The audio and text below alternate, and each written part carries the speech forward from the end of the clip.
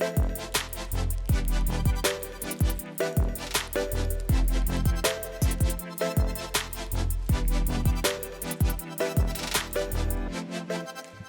I'm Keshia Rose, a staff product manager on the data ingestion team here at Algolia. Now, I'm relatively new to Algolia, but for the past 9 years, I have been helping people get the most out of their data. And that's exactly what I'm here to talk to you about today with our upcoming features, connectors, and flow. In this presentation, I'll be going through what data connectivity looks like today at Algolia. I'll give you a brief overview of the connector and flow upcoming features. And of course, I'm going to give you a demo. Now, first things first, why is it so important to talk about data connectivity with Algolia? Well, of course, to get the most out of Algolia, you got to send us your data. Whether that's your record information, so things like a product catalog, blog posts, a list of movies, or it can be your event data, adding things to a cart or selecting a search result. All of the above belong in Algolia to get the most out of our products. And thankfully, we offer you a large variety of ways of getting that data into Algolia. Whether that be manually uploading flat files, which is great for testing, but maybe not for production, or maybe scraping your website with our crawler, where we'll go through your sitemap and build an index based off of that. Or if you're using one of our bespoke integrations like Shopify or Salesforce Commerce Cloud or Magento, then you're all set. Anything and basically everything else, you can use our APIs, which are there to allow you to manage your Algolia implementation in all kinds of ways, including data ingestion. And we offer some API clients for you in a variety of different languages. So that flexibility is really great, I think, but it also means that you might need a developer, depending on your use case. Also, we are super API friendly and API first, but to use that tooling, you might have to set up your own services to run that data fetch or those data transformation processes. Now, Algolia is schemaless, but you might also need to do some data prep before sending that data and dumping it into Algolia. Well, with our new features, connectors, and flow, we're taking care of all of that for you. Let's take a look at how connectors and flow could change your data ingestion pipeline. Let's say you have your data stored in a web application or a database. It could be an e-commerce platform or a content management system. Doesn't matter. You need to get that data over to Algolia. Now, it's not just about sending that data. You might also need to do, like I mentioned, some data transformations. So you need to think about how you're updating and synchronizing that data, if you're doing any filtering or enhancements before you send that data to Algolia. And today, you likely would need to run your own code on your own services to handle those updates. But not anymore. With connectors and flow, we now can take care of that for you. So instead of using your own code and your own services, this entire process can now be managed by Algolia. All you have to do is tell us how to fetch your data, what to do with it, and where to send it. So on the connector side, what we're offering you is a series of low or no code data connectors. Here, all you have to do is give us your authentication credentials so we're able to fetch data on your behalf. Tell us how to fetch that data by setting up your settings, which table, what product type, etc. Next, tell us when to get that data. You can either have data fetched on a schedule, or you can do it with real-time updates based on certain triggers and webhooks. Once you've configured your connector, that's it, you're done. Let us do the rest of the work for you. Now, once that data is coming in the pipe, how do you transform it? Well, that's with Flow. Flow is offering you a multi-step data processing workflow. In this case, you can create your own custom data prep steps. You can also create your own data enrichment and enhancement steps. And finally, you can bring those steps together in your own custom workflow to create your own data pipeline. Once that's set up, you guessed it, let us do the work. All we need to know is what steps to follow and how to do them. These two features combined now provide you with a bunch of awesome new benefits. First up, no need for developer cycles. Even if you do have developers, they might have some other things that need to get done. Now they can easily set up your data ingestion with just a few API calls, and in the future with a super easy, no-code GUI interface. They also will be able to monitor and validate the data, making sure you know exactly what's coming in, how it's being handled, and where it's going. Of course, all of this will be managed by Algolia, so no need for you to set up your own infrastructure or your own services. And honestly, no need to learn our APIs or the APIs of the services that you are using. And finally, I think probably the most exciting is no longer do you have to worry about how your data is being synchronized. We will handle the updates for you, whether that be real-time updates with new products or product information or blog post updates, or it can be a full reindex. Doesn't matter. We'll make sure to keep things ordered and processed so that your data is always up to date and synchronized. So at this point, probably the most exciting part of this whole presentation is the demo. Now, I personally live in Seattle, Washington, and my friends and I, we love to go to our local breweries to hang out. So I want you to imagine for this demo that we are going to create a website that allows us to discover awesome new local breweries. To keep things simple for this demo, the data is being stored in a Google Sheet. When we launch connectors, you'll be able to connect to any data that's living in a CSV file online or a JSON endpoint. And of course, we want to add more connectors, but more on that later. Now, this Google Sheet is going to get updated daily with any new breweries, new information, closings, updates, etc. So we want to make sure that that data is being kept fresh in our index. And finally, I don't want to include any large breweries.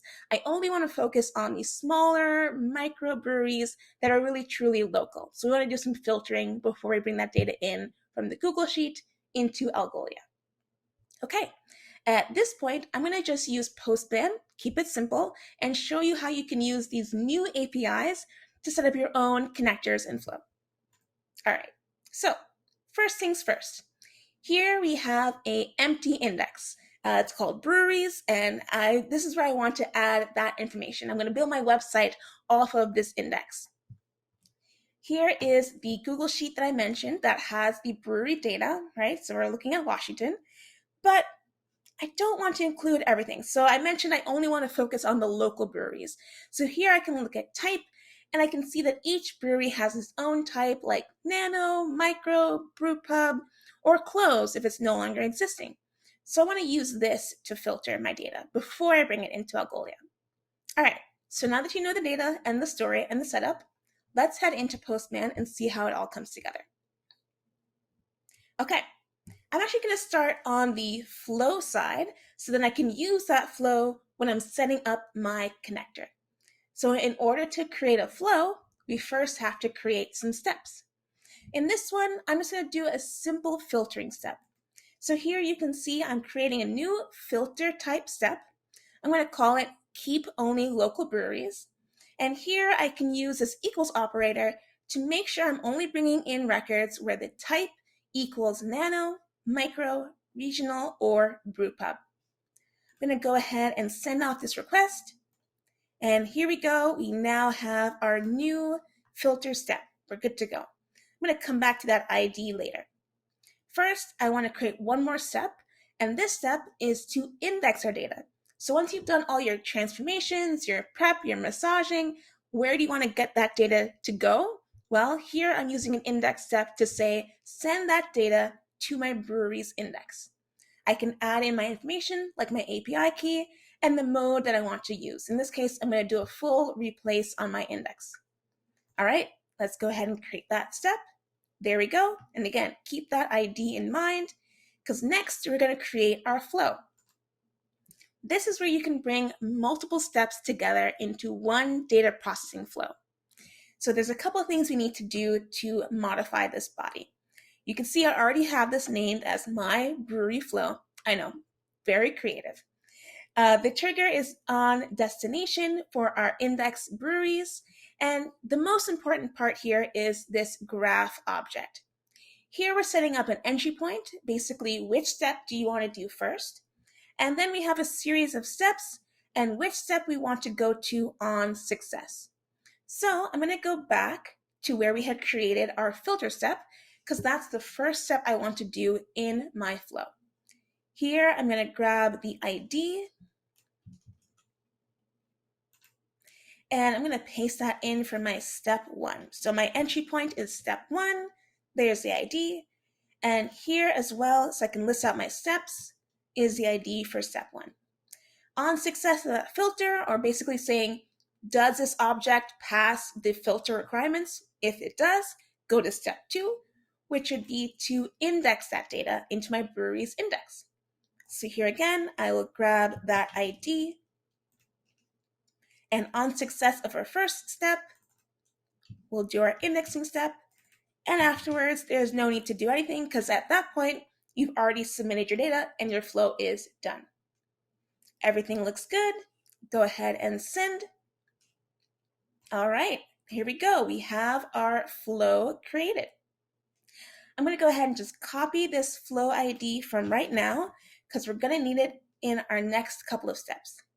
So that was the flow piece. Here you can imagine we're adding a bunch of new different transformation types, different enhancements as well. And now I'm going to move on to the connector part. Now, I mentioned in the presentation that the first thing you need to do is tell us your credentials so we can actually fetch data on your behalf. In this case, since we're just connecting to a public Google Sheet, we're going to skip that step. But in other cases, you would just add that as another parameter on this body object.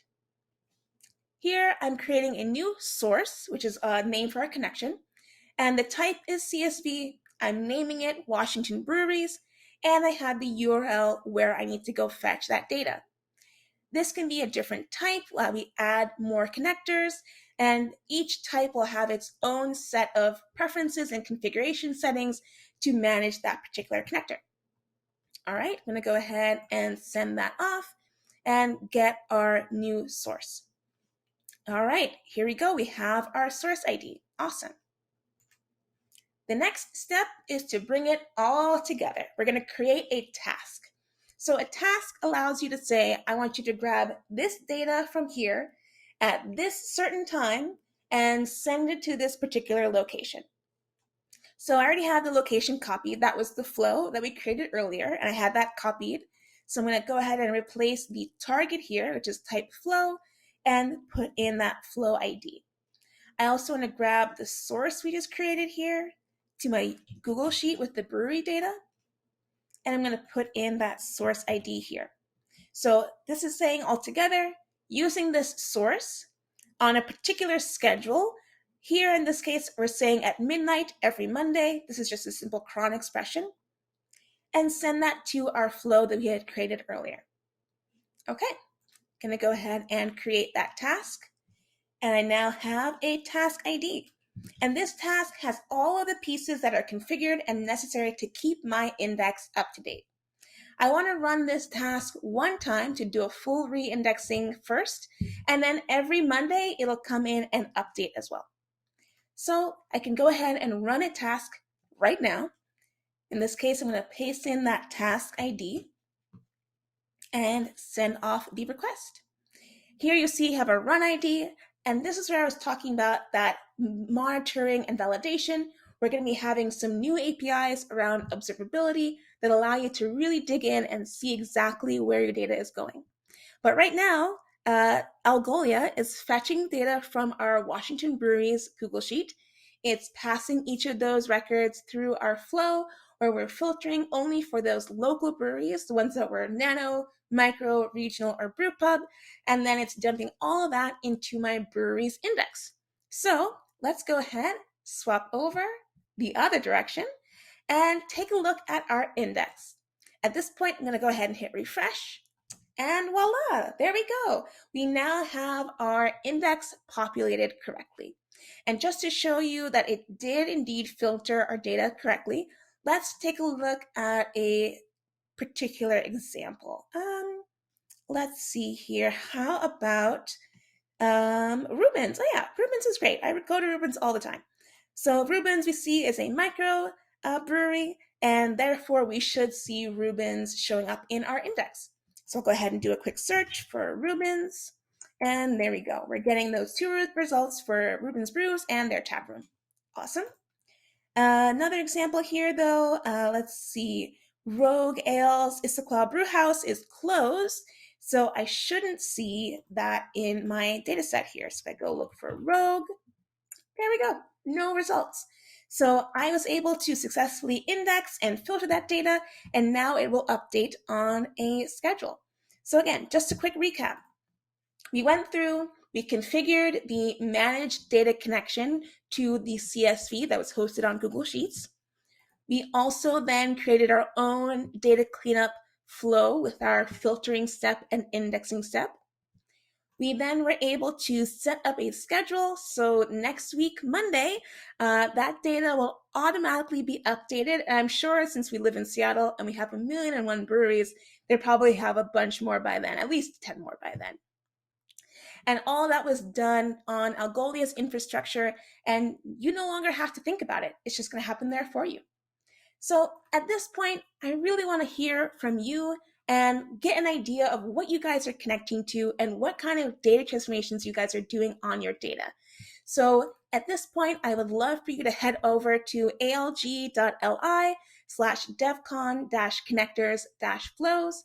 There you'll see some discussion topics and some polls where I would love to hear from you.